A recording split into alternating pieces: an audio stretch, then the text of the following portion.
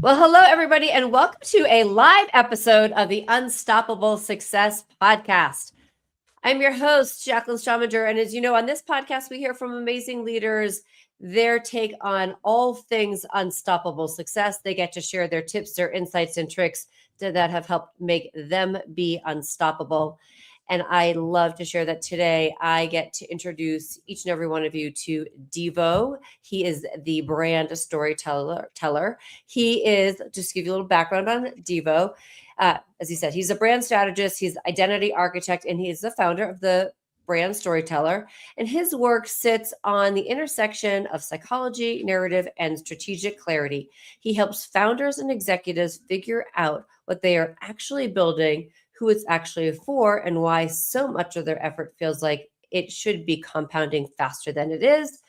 He works privately with a number of small people at a time, which is either very intentional or very antisocial, depending upon who you ask. He does not call himself a coach, but he is a true, in fact, brand. I wouldn't say brand storyteller. I would say brand magnifier. Anyway, Deevo, welcome.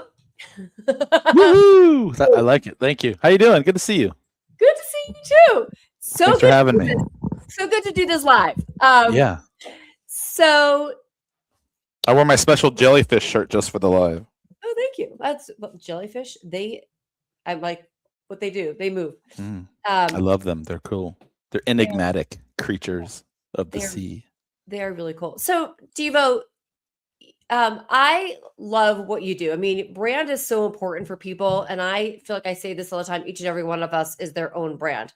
But talk about how you got into this because, and I'm also really curious, like, what do you consider your definition or what is your definition of success?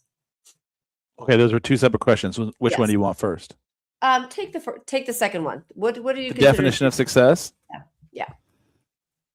I mean, I think it's different for everybody. I don't think there is a singular definition for success. I think personally for me, success is freedom, autonomy, the ability to write my own ticket and do the things that I like to do without being confined to someone else's authority or I call myself a corporate refugee because while I loved and learned a lot in the corporation, I spent 15 years in that. I was always building something for someone else, and I couldn't really have the autonomy and the direction and the strategy of what I really wanted to do. There was always like encumbrance or red tape or just nonsense. And so success for me is, and it's part of it is financial, part of it is emotional, part of it is freedom and autonomy to surround yourself with the type of people that really fill up your cup and enable you to continue growing. It's a clearly defined North Star, understanding where it is that you're trying to build your life. I mean, there's so many different variables of success. It's surrounding yourself with good people. It's emotional intelligence, and it's spiritual growth. It's financial growth because yes, let's not forget, this is everything we do is based upon money. And the more money we have, the way I view it, the more opportunities that we can execute for other people, whether we're a servant or not. So financial success, and I don't mean like gluttonous financial success. I mean, I make a decent money now. I want to make more money because that's going to give me more opportunities to do more things that I'm really, really excited to do. And that's sort of the definition of success, is the ability to sort of see the big picture and step into it. Right. So I love that. So how did you get into it for yourself, right? How did you get here? A long and arduous and twisty and bumpy and U-turny filled road. I spent many years in the corporation doing a lot of work for that. And simultaneously, about 3 or 4 years into working for the corporation, I realized that I was leaving a large part of me behind. And so I set out to sort of like tap back into the things that really filled me up. And I'm very artistic by nature.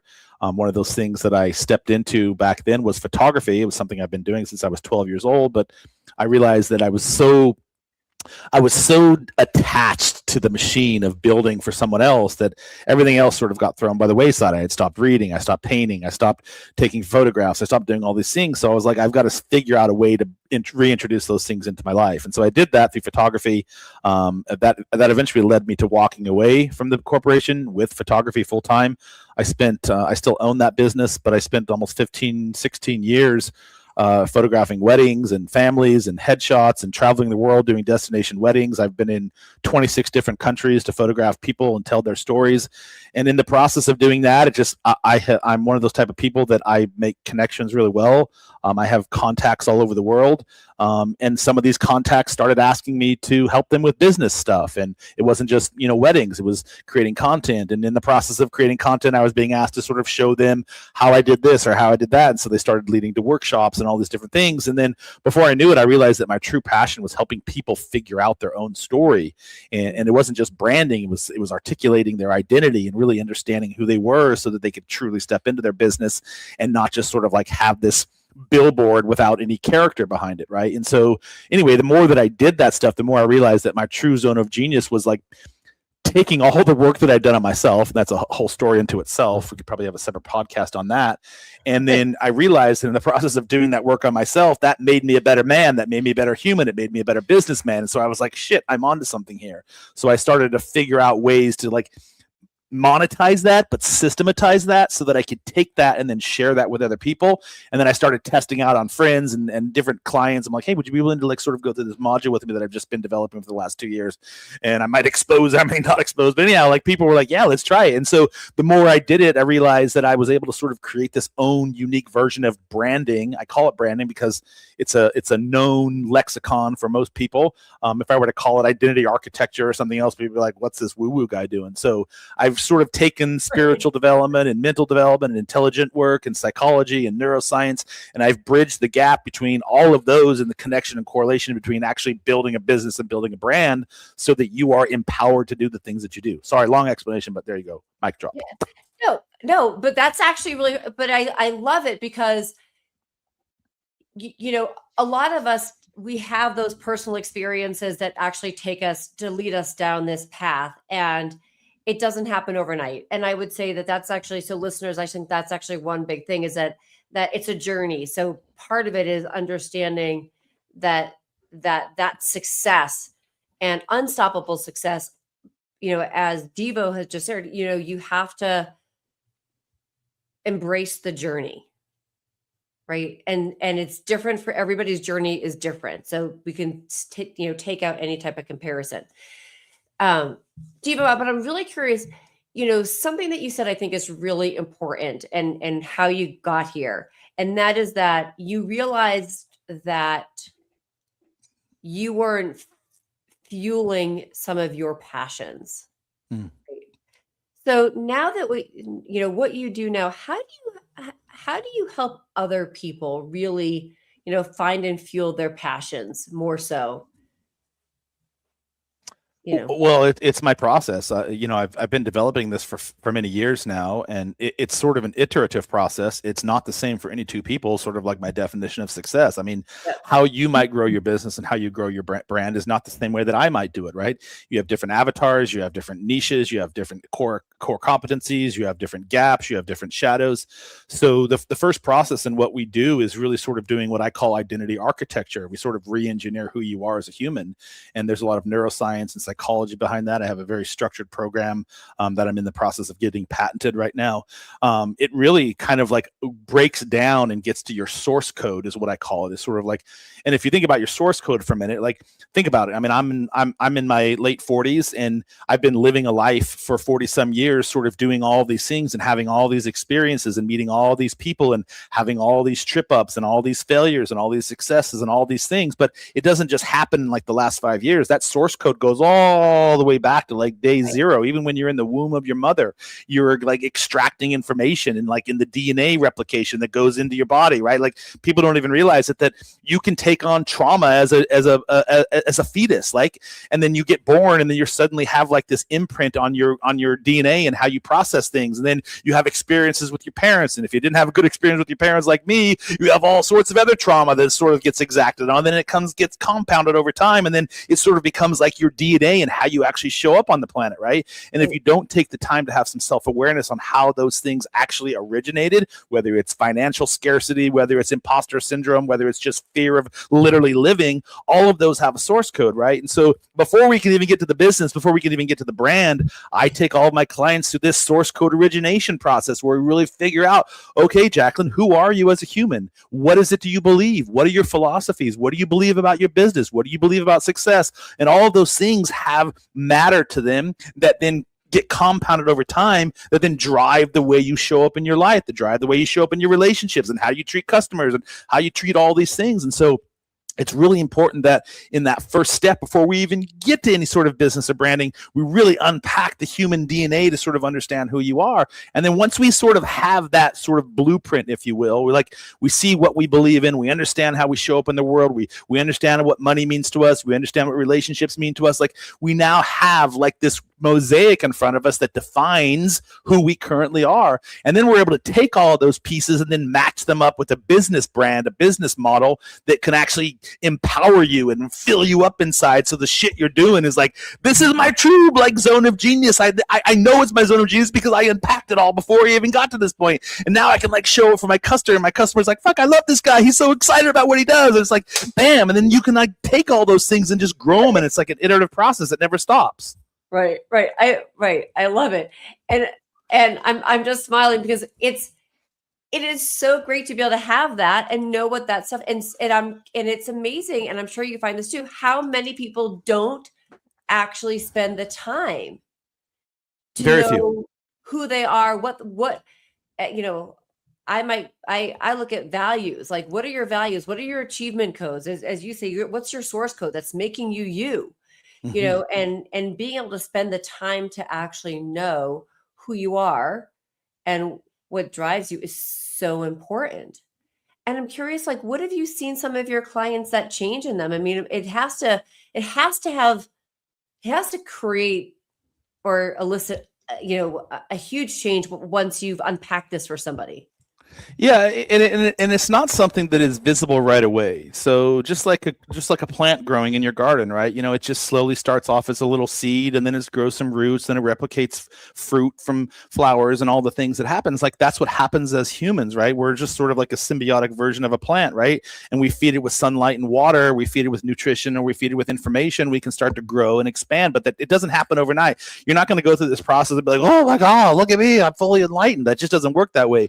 But what does happen is a slow matriculation. You start viewing things a little more differently. You start activating confidence in your body. You start realizing that you can show up for the client. You start realizing that you are worthy of praise. I'm working with somebody right now. So she's highly successful. She's been running a very successful business for almost 20 years, but she wants to make a pivot. She doesn't really feel fulfilled in this anymore. But in the process of making the pivot, we realize that she has a really hard time sort of articulating and accepting the power that she actually possesses. So she has like this scarcity model. And the more we started to unpack her scarcity model, we realized that it goes all the way back to her childhood where her father didn't trust her, told her things, made her believe things about herself that weren't actually true. But that became her narrative. And now as we start to unpack these things, she can actually start to see what is true about herself and what is untrue. And then when you can start to sort of see how the actual story fits who you are as a human, then you can start to live that way and habituate that way and like develop all the different things. Because now, like, for example, she hates taking praise. She gets really embarrassed by it. And I'm like, there's something in that space we need to unpack. And what it turned out is that she never got praise from her family. The entire time her dad was just like, do this, man, you got to work so hard. And like, there's no time for sitting back and hugs and hearts and all those sorts of things. So she never got any of that. So her model of like performance was based upon like this performative model that I always had to like drive and never any encouragement. So like when you can shift that around, again, this is pure neuroscience and psychology. This is not just Deevo throwing out little smoke screens in the air. When you can shift that model around, you actually alter epigenetically the DNA of your body so that you can start to accept praise. You can start to like realize I'm actually really fucking cool. I can do these sorts of things and I'm really excited about it when I do them. So it's just like, it's different for everybody. So yeah, I don't know if that explains it, but yeah. No, but I love what you just said about helping, the client that you had, like looking back and understanding where some of those things are coming from, right? you know, and I think this is a huge point for the listeners, is that your past does not have to dictate your future. And something that happened in your past does not have to write your future. If you can become aware of something that maybe impacted something in the past, you can make that shift. It is possible, but you have to become aware of it. Mm-hmm. Well, the past does define our future. It's a very large part of who we are.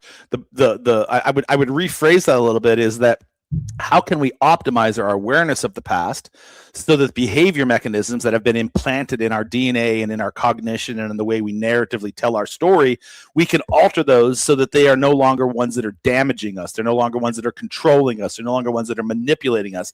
Because I truly believe sort of everything we are, everything we exude is energy, and that energy is matched by an equal amount of energy that what we receive. So it's inputs equal outputs, cause equals effect, like polarity, like the duality of life. And I'm getting a little bit existential here, but like that's what we are. We're just energetic beings. And if we're walking around all day long with insecurity and with fears and mopiness and I can never accomplish this, I'll never make this kind of money, I'll never land these types of clients, well, bro, that's exactly what you're going to get back. So it's really important to understand psychologically how you show up as an individual currently. And then when you have a sort of like a picture of that, you can sort of look at the things that don't actually fit what you want.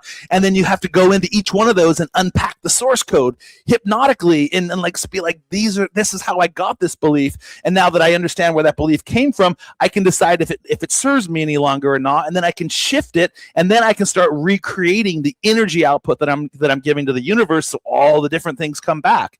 And people think, oh, this is a business podcast or this is my business. It doesn't matter. Dude, it does matter, because who you are energetically is going to be exactly what you attract into your business. If you believe in scarcity, if you believe in fear, if you believe in control, if you believe in manipulating people, if you don't have a servant attitude, the types of people that are also attracted to that is exactly who you're going to bring into your ecosystem. Right. That's true. And I feel like I say this all the time. Your vibe will attract your tribe. And your tribe is 100%. Both the people that are in your life as friends and people around you and your clients. So, 100%. A lot of this, and you and I have talked about this, but getting clarity and gaining clarity on what you want in your business is so important. So talk about how you see, I mean, this is a lot of what you've been talking about is a lot about getting clarity. Or maybe you think of clarity as beyond that. Clarity is probably one of the most underrated growth strategies that one can put into their business, because most people are working on the wrong version of themselves. They're working on a version of themselves that doesn't match who they actually are deep down inside, or is trauma based, or is fear based, or something that was programmed into them. And that doesn't mean you can't be successful. That doesn't mean that you can't make money if you don't do this work. I'm simply saying that there will be a ceiling to it. And when you keep hitting these ceilings, or you keep hitting these loops, it probably behooves you to sort of understand why that is happening. And that's getting clarity.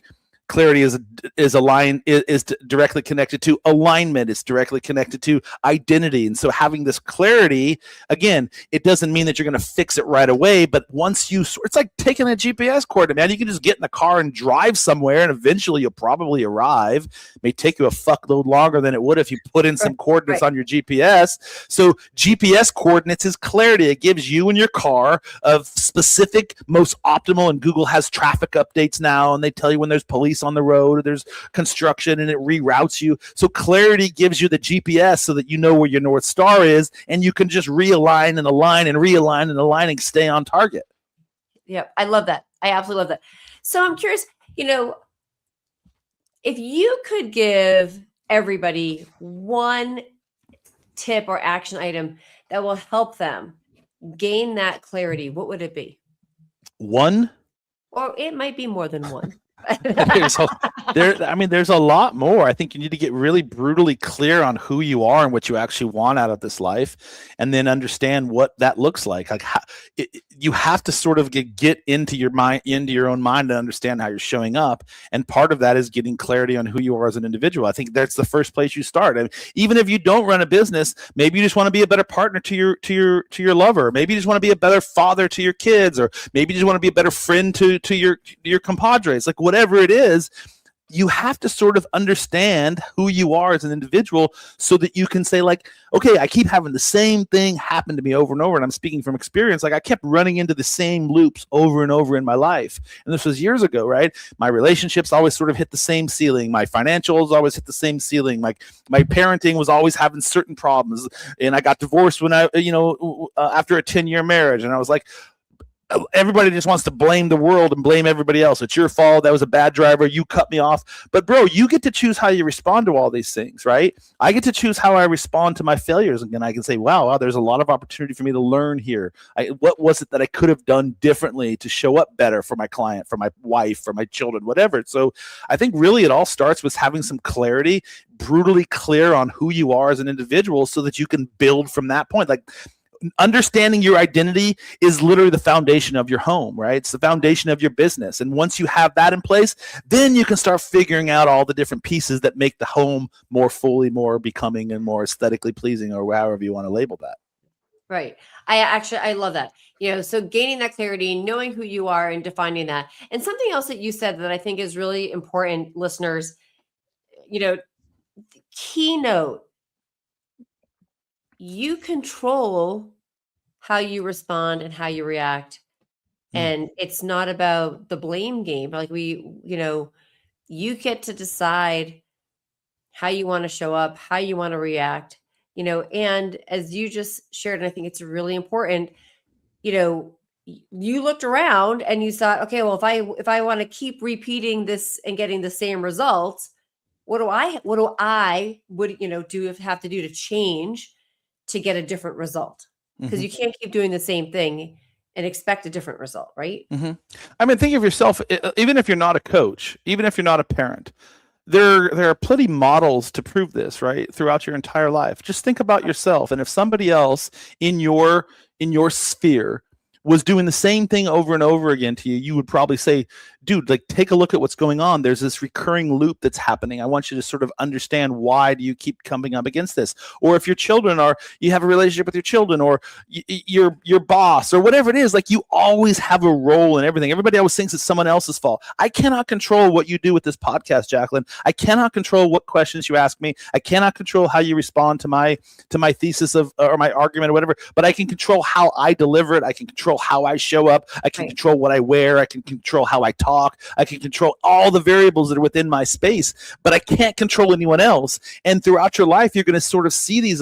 I had an incident this morning. I had a road rage situation where this dude was literally at the speed light. We were all trying to turn left, and this bro had like gone way past the stop line, and his truck was like halfway out in the intersection, and it made it really dangerous for everybody to turn. And people are driving by honking at him and tell him, and he just sits there. And finally I got up to him and I was like, bro, everyone's honking at you for a reason. Back up. And instead of being like, oh wow, I'm really self-aware, I can see that I'm like sitting out here in the middle of the road, and instead of being on my phone, I could probably put it in reverse and back up. He chooses to like start throwing obscenities at me.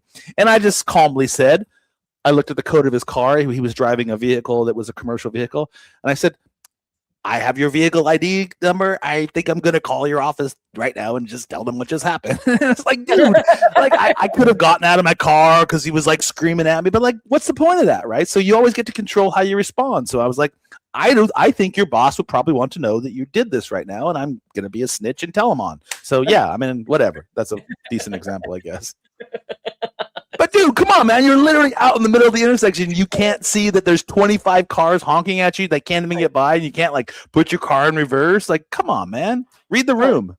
I know. Well, you know what? And here's the thing about this. And I think this is really important, being self-aware and understanding, like, how can we each and every one of us be a little bit better or do a little bit better so that we make it better for everybody else. And I think it is so important. So, I want to talk about storytelling because, brands are, and, everybody says, storytelling, it's, stories sell, right? So you shared, you obviously were traveling around and you saw this, what's a really great, I guess, like one of your favorite stories and how you like bring stories into helping people with their brand and their success. There's like 4 questions in there. Which one do you want to start with? Well, let's just talk about really developing that story for people? So everybody has a unique story, and I think just sort of to kind of like set the stage for what storytelling is. Storytelling is the ability for you to connect emotionally with somebody that is in your sort of bandwidth, right? Think about yourself and your relationships, right? You have romantic partners, you have best friends, you have your favorite child, regardless of what any children or any parent tells you. We all have our favorite kids, and like whatever it is, like at the centerpiece of all of that is you have been able to develop some sort of a common bond between that individual, whether it's your lover, whether it's your partner, whether it's your best friend, whatever it is, right? And part of that bond comes from this emotional energy we were talking about earlier. But at the center of that emotional energy is your story, right? There's something about you that other people identify with. There's something about that compels them to be like, and so when we share stories, when we're able to tell our story, when we're able to articulate our story, we end up attracting the right type of people who connect with those stories. And ultimately, if you're in business, if you can tell your story properly, and that doesn't mean like sitting back and be like 7 years ago, I was this. It's like, how did you get here? Why did you build this business? What is it you want to exact on people by building this business? Who do you like working with? Who do you not like working with? What are the problems that you solve? What are the problems you don't want to solve? Why do you solve these types of problems? What is it going to mean for me? Like, you got to position yourself so that people are able to hear this and be like, holy shit, I see myself in that solution right there. Or holy shit, I could wear that right there. Or holy shit, I need that coach right there. And that's all around of like telling your stories so that when people hear these stories, they're like, that's the resonance, that's the connection, that's the umbilical cord that reattaches for them. So storytelling is like, and if you were to think about storytelling, like there's a probably compelling argument to say that storytelling goes back all the way back to our ancestors for however many years back. Like we used to live in large communities and people used to literally sit around campfires at night at the end of the day after they farmed and toiled and killed the caribou, and they like shared meat and they swapped stories and they laughed and they drank beers or whatever they did, but they were all like in this community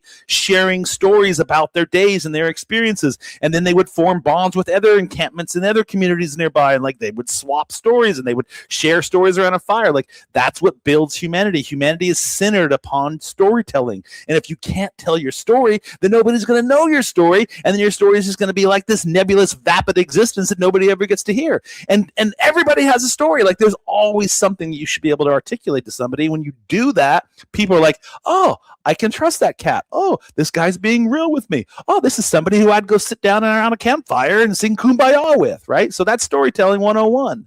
Right. Yeah, no, I love that. And and it's interesting about sharing, and talking about campfires. I'm curious, what are your thoughts? Do you think that people right now are having, it's harder for them to tell stories, or even like the generational, because we are, we're tied to devices, and people don't know actually how to have conversations anymore? Or I mean, just like everything else, I think we're in a shifting, evolving world. So it's hard for me to be like, oh, the current state of affairs is just a negative force field, and we're all doomed and gloomed. I don't know. Like people said the same thing about merchant transactions using credit cards and sharing your information over the internet, and then email came along, and people were like, I'm never going to email. I'm still going to handwrite that note, whatever. Like I just think the times where we are. Humans will eventually figure it out. We'll shift into some new normal. I do think it's really important that we still contain and understand that storytelling is still a centerpiece of humanity. And whether we do it on our 6-inch device or we do it around a campfire, like the roots and the structure of storytelling are all the same. I just think sometimes we do have a tendency to sort of isolate ourselves because we have so much information exposure all the time. We're like sitting here in our office. Like I have to be very cognizant about getting up every day and going outside and going for a walk with my dog, or making a couple of phone calls, or instead of always emailing people, I make a very cognizant and purposeful effort to I still send handwritten notes to people. Like I still send cards to people. So like, yeah, I mean, I guess there's always a risk, but there's a risk for everything else going through the history of time. Like it just, at the end of the day, the people who make things work are the ones who are going to be innovative and adaptive and sort of see the things where they are and understand how the impact can be, and then sort of like modulate and self modulate with control. I guess I don't know if that's answers your question, but yeah. No, yes, but so I think today, it is, everybody's evolving, but I one of the things, that it's interesting. I feel like there's so many people that talk about how, people do things in 140 characters, and they're not necessarily, having deeper, meaningful conversations, right? But hopefully we might evolve. Sometimes we go back and we go forward and we go backwards, whatnot. I mean, you can still tell your story in 140 characters. You might just have to do it a few times. Like, I mean, that's why you have access to social media. Anybody who tells me social media is a waste of time is a waste of my time, because you have an opportunity to speak to 8.5 billion people on the planet right now. You have the ability to tell your story to 8.5 billion people. It behooves you to figure out a strategy and something that works best for you. That doesn't mean you have to stay isolated to it, but like, you have 140 characters to show up 365 days a year, as many times as you want throughout the day. Like, use that time and that space impactfully. Be strategic about it. Understand like how you want to show up on social media and use your 140 characters. Like, I make connections all day long through social media. I have people every single day who are DMing me and asking me for this or wanted to have coffee with me, and I'm doing the same thing to them. Like, use your 140 characters wisely, and you'll be able to like maximize the benefit. Again, understand where you are, read the room, see what the tools are at your disposal. How is AI going to help you now? How is social media be able to help you now? Like, everything's constantly shifting. We just sort of have to understand how everything works rather than just get stuck in our muffled blinder silos like horses pulling a carriage and be like, I don't know, this is what I've always done, this is what I'm always going to do. Like, no, man, take them off and like see all the world around you and adapt to it. That's a key word, adapt. And I think that's a key thing. I think that listeners, we have to always be evolving and always be adapting. We're always looking at ways to shift. Deevo, I love that, what you just said about, consistently using the 140 characters, and social media can be a huge tool, right? It's a tool, right? And you're making those connections. So how do you recommend, people make those introductions so they aren't those pitches? Like, what's your, how would you guide somebody on that? Well, it isn't any one thing. I mean, I guess the best way to explain that is think of yourself in the physical space, right? If you were sitting at a bar and there was somebody that you felt was interesting, or you're sitting at a restaurant, you're sitting at a park, like I talk to everybody wherever I am, and like I'll be at the grocery line and I'll strike up a conversation with somebody, right? It's like I don't care. You and I get along. Yeah, like if they choose to be a dick and like say, "Why are you talking to me?" Well, bro, I'm just like, that's on you, not me. So social media is the same way. Like, don't just sit out there and do your silly posts and be like, "Oh, no one's looking at my post." Well, dude, how many posts have you gone out and interacted with? How many comments have you given to other people? How many other people are you out strategically engaging with? Like, again, you always have a choice in how you respond. And instead of just blaming the algorithm or blaming everybody else, like, what are you doing to make this work? So, just a couple of things that I do every single day, no matter what. The first thing I do after I get back from the gym and do my thing is we go into social media. I go into social media, and LinkedIn is right now the vessel that I'm playing in. You don't have to play in all of them. Just pick something that really kind of scratches your back and go in, and I'll find 10 people every single morning throughout LinkedIn that is doing something interesting to me or posting something interesting, and I will give them a comment, and I'll be like, hey man, I really love, Jacqueline, how you just talked about building a brand and how you're reinforcing the narrative about yourself over and over again. It really is compelling and it speaks to me. And I don't be like, here's my AI note, blah, blah, blah, blah. I literally write you a note. Like, I'm like, Jacqueline, I really love that post this morning. I take the time to read it, scan through it. I'm like, I love how you pointed out this, or I love how you and what happens is Jacqueline sees my comment and she's like, wow, dude, Deevo took some time to write to me. That's pretty freaking cool, because not everybody gets feedback on social media. Most people, it's like an echo chamber, right? So you'd be like, oh, wow, I'm going to write back to Deevo. Then what are you going to do after you write back to Deevo? Who's this Deevo guy that wrote to me? Let me go check out Deevo's profile. Holy shit, Deevo's pretty cool cat. Like, I'd like to get to know this guy, right? And so what happens, that doesn't happen with everybody, but you just keep doing this. And here's another thing. Other people go to your post and they see Deevo's thoughtful comment and they're like, hey, who's that cool dude who wrote that really cool comment? I want to see what that is, right? Think about your own behavior, right? How do you navigate social media? I guarantee you that if you see a cool comment from somebody, you're going to click on that profile and go see who that person is, right? So I have a very, very specific strategy where I go out, I engage with people, I send people DMs, I invite people to be a guest on my podcast. Like, if you have a cool brain and you're doing cool things and I feel like you have a good conversation, dude, I have a really massive podcast. I would love for you to be a guest and come share your zone of genius, people. And this thing just like, it's like tentacles of a spider web. They just bing, bong, bing, boom. They just like explode all across the interwebs. And before you know it, people are sharing your content and they're reading your content. They're subscribing to your newsletter. I started a newsletter on LinkedIn, we'll say about 7 months ago. I've already got almost 1,000 people who subscribe to my weekly newsletter specifically because I invite people to come check out my newsletter, and I engage with their newsletter and I engage with their content. And it's like what this happens is you start to build this campfire community virtually in your 140 characters. So like, don't tell me you can't beat the algorithm, because the algorithm is bollocks. It doesn't exist. You can just be you and actually be social and build something around it. Right. I absolutely love that. Deevo, I could talk to you for hours about branding and this and your storytelling, and you are I love your energy. How can our listeners best connect with you? Behind the notes on your notepad, you're like, damn, he's a lot. I got to slow down. We ran out of time.